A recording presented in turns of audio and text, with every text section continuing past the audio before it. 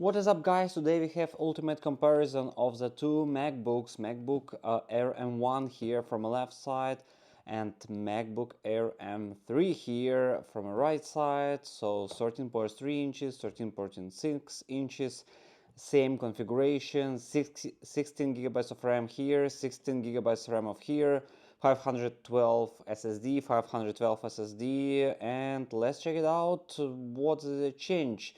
So actually this laptop of M1 was released in 2020 and M3 laptop which was released 2024. So actually it's end of 2020, so the main difference is around 3 years between those laptops.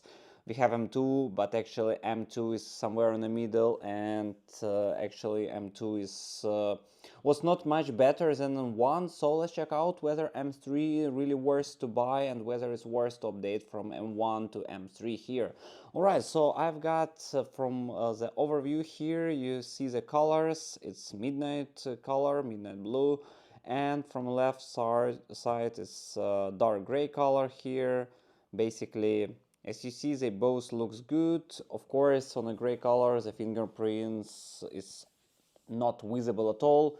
Here, I can see even on camera, you see some fingerprints, but it's much better than the Midnight Blue Pro version of M3, where now they updated this special cover here, and actually now much less fingerprints as before.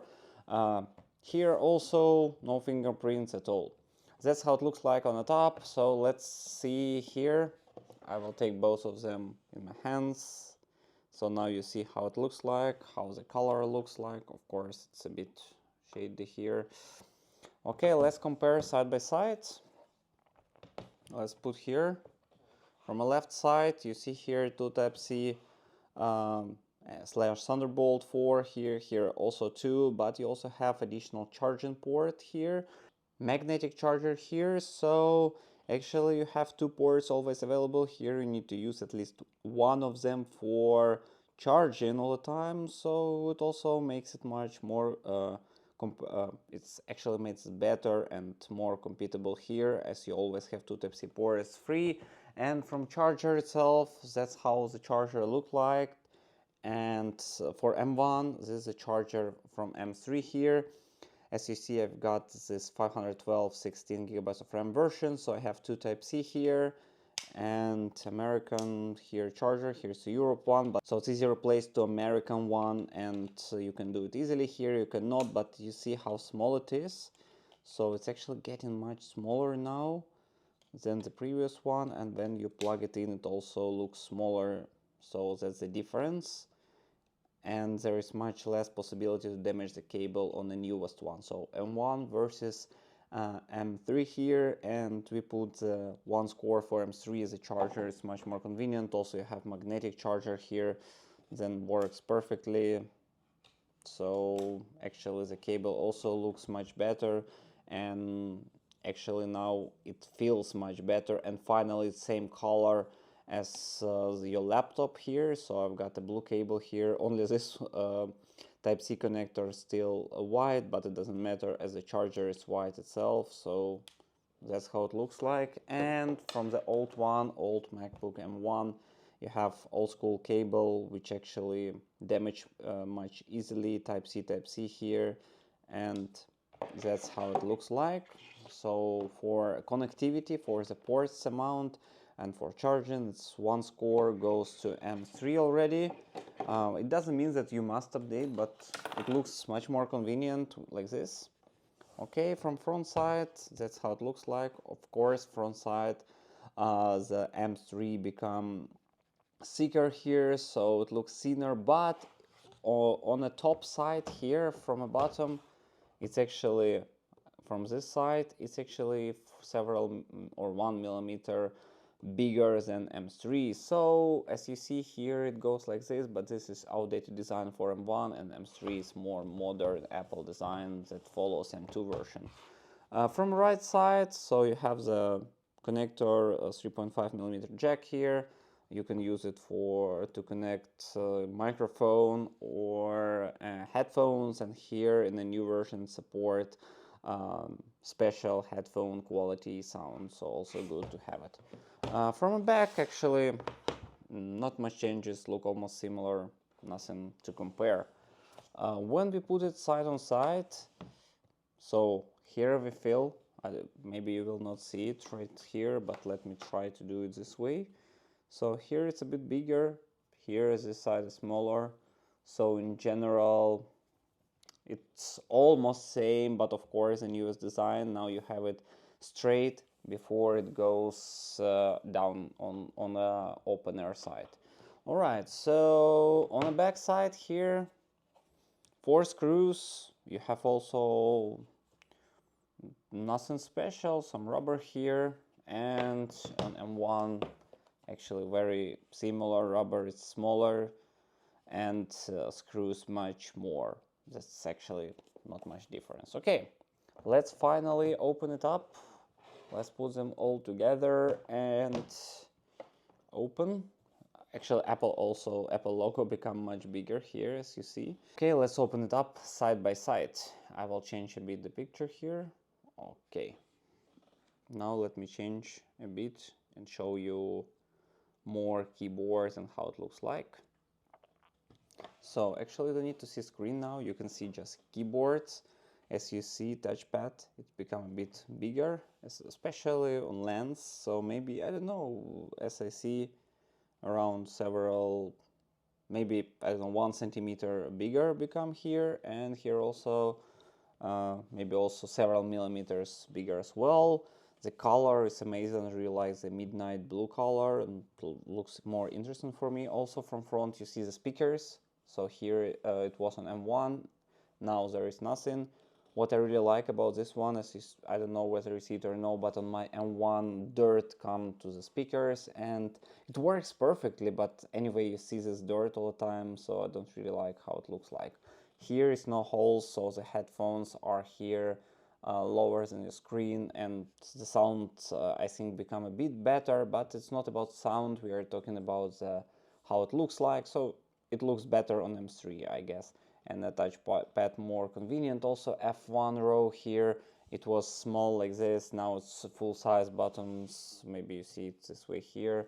Of course I will show it to you later as well, but now just brief overview. Alright, so let's finally open the screen. So now you see how it looks like. Actually keyboards very similar, buttons are same here as well from left side. Also only the F1 row changed, you see it now, but it become bigger. I think more convenient, but still very similar.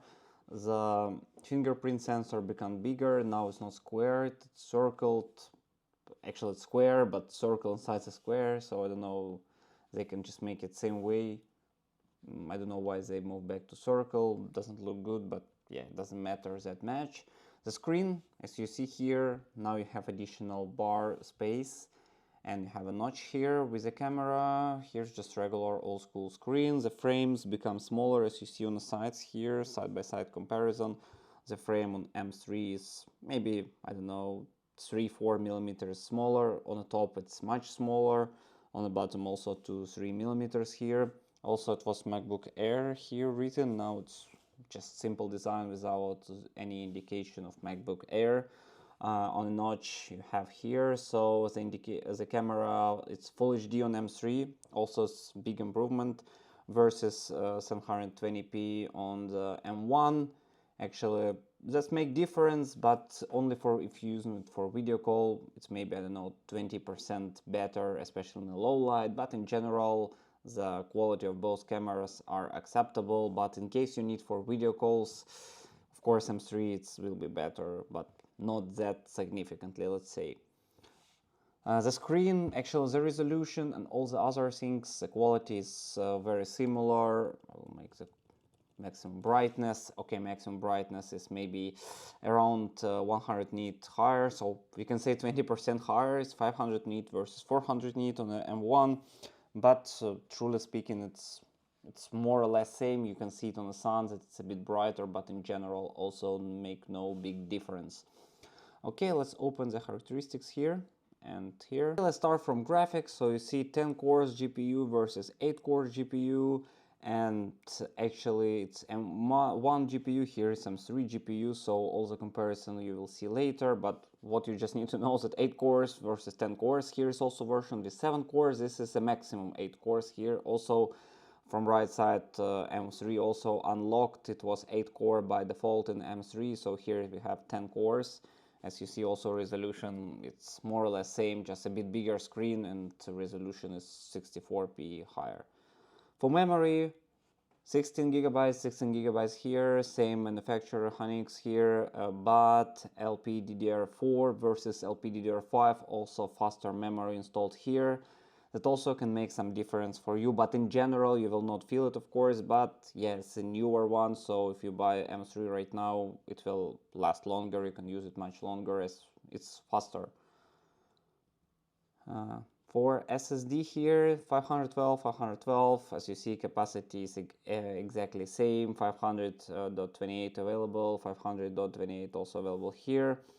And producer is not written here, so they just write it Apple SSD AP 512. Here's Q, here is Z, so basically same speed here, not much difference. I will show you testing later on, but as for now, what you need to know, it's same. So power, here is I have brand new battery, of course, 426 cycles, 86% capacity. Here we have 11 cycles, 100% capacity.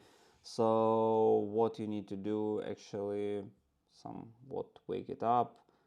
The capacity here of, it's not actually written here as I hoped, but it increased by around 8% here. The milliampere hours increase compared to M1 version, but in general they claim same time of the time for watching videos or browsing is 18 hours. Actually, I can prove that from M1 when it was brand new you can reach it, but it's hard. Let's say average time is 12-13 hours. M3 brand new, a bit better, but more or less similar. Also, M3 is built on 3nm processor versus M1 built on 5nm processors, which also 3nm increase the heat and increase the time of battery usage. While M1 is also still 5 nanometers here is still good, and it's no problem with heating or with the battery time. Basically, controllers for USB are also similar, USB 3.1, 2, here also USB 3.1, 2 is installed. So from the characteristics itself, you see that the main difference actually is the memory speed, the RAM, although the processor, of course, with GPU, and all the others are very similar. Bluetooth here, 5.0 versus 5.3. Also, not much difference, but yeah, it's the newest version because the laptop is almost 3 years newer than the M1 here. But also, it's more or less similar. Although on M3, Wi-Fi 6E supported versus just Wi-Fi 6 on a MacBook Air M1, but also it makes no big difference for majority of users. So let's also check the sound. Okay, actually I found same video here, and let's check it out. Let's listen the sound, and I will just share my feeling because I don't think microphone will just purely show the quality difference and how loud it is. So I have a microphone here. It's DJI. So let's test one by one. So first M1, you can listen for like 10 seconds.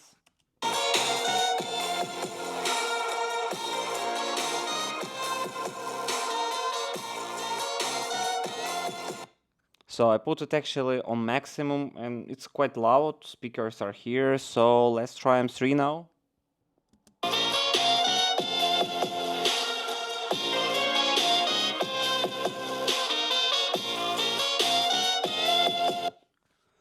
Basically, I don't know whether you hear it or no, but on the maximum sound, actually M1, it's a bit louder, I think, because the speakers are here, so it goes directly to you, versus speakers are hidden here.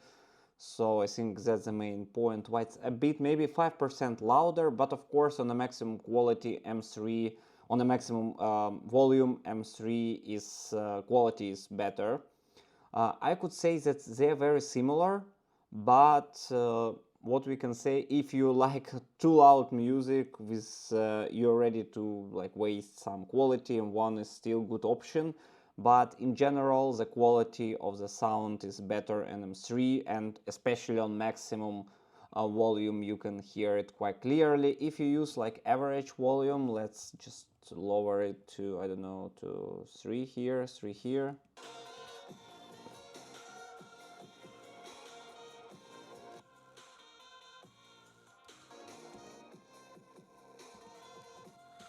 Actually, I could say that it's on a lower, it's more or less similar as well. So what's actually the difference? Let's point out like this. M1 is a bit louder, M3 is a bit better quality, but I could not say that they're worse. One is worse, one is better. It's very similar sound, and it's up to your preferences. And in general, if you don't listen to loud music, they're more or less same. So basically, for the speaker, I cannot give any points to any of them. And let's move on. Except the speakers and nanometers, what we've got here. What also can be pointed out that M3 is 50 gram lighter than M1, and I don't think you can really feel it, but when you carry it all day with you, you will feel even this 50 gram, but I don't think so. So basically, from this point of view, we will say that the weight is more or less equal, size more or less equal, only that touch trackpad is become more convenient to use, it's become a bit bigger, but in general both of them is convenient to use. So basically, from the features itself, the MacBook Air M3 can support 2 external displays versus M1 can support 1 external display only. So this feature don't need to everyone, but maybe from someone will gain some benefits from it. And what's the last but not least, and I think one of the most important here, except all what I mentioned, is the productivity. So let's find the results of testing between those two devices and just try to compare them. So I found actually a comparison between Apple M3 and Apple M1, and you can just see it based on reviews and power efficiency and integrated graphics. Everywhere M3 is around 20-25% higher than M1. Also, what they claim the main advantages of M3 is a newer processor released 3 years later, modern manufacture process, 3 nanometers versus 5 nanometers, more powerful GPU, integrated graphics, 4.1 versus 2.6 TFLOPS, support up to 24 gigabytes of RAM, and memory bandwidth theoretically 50% higher, and single core test also bigger. So let's go one by one and check. We have here Cinebench R23 plus 25% for single core, plus 33% in multi-core. For Geekbench, very similar result, 26 and 35. Passmark here, so actually also 31% for single core, 38 for multi-core, and some specification description here, also for efficient core, for powerful cores. It's more base frequency, higher package. Okay, it's for capacity for transistors here. GPU, also higher base clock and boost clock here, and in general all the characteristics, and they in the flops they show 58% growth. Memory faster, also LDDR5 versus LPDDR4X, and the maximum memory bandwidth also, well, not twice, but maybe 30-40% higher. And basically that's all the main characteristics and tests here, but for real, in real life, I use both of them, and of course some apps opening maybe 10% faster, but in general, as a typical user, you don't see the big difference. Only when you use like apps like Photoshop or Adobe Premiere or other video editing apps, you can feel this, but in general, Not much difference and works pretty well on both, as I have both 16GB of RAM, 512GB of memory. I think that's pretty much it for the review. Actually, you still have some questions regarding two laptops, you can put in the comments below. The most important, what I would like to underline and maybe forget about it, is the price. Let's make a maximum brightness to compare the price here. So how much you can get both of them, second-hand and new one. So the new one, M1, it's not available anymore. Maybe you can find it, but the price will be more or less same as M3. So if you're thinking about buying M1 with a custom modification, 16GB of RAM, 512GB of the memory, plus 8 GPU cores, don't think about it. So it's only second-hand market available. For M3, the new one costs around $1,500 with these configurations that I mentioned. And for the second-hand one, the used one, so you can get for around $900. You can get the MacBook Air with such characteristics on M1, and M3 costs, I got it for $200, so $300 more expensive M3 versus M1 for second-hand. Of course, it's not many of them available used right now, but you can get it from Apple refurbished for more or less same price, $1,300, $200. So basically the price difference is $300 here.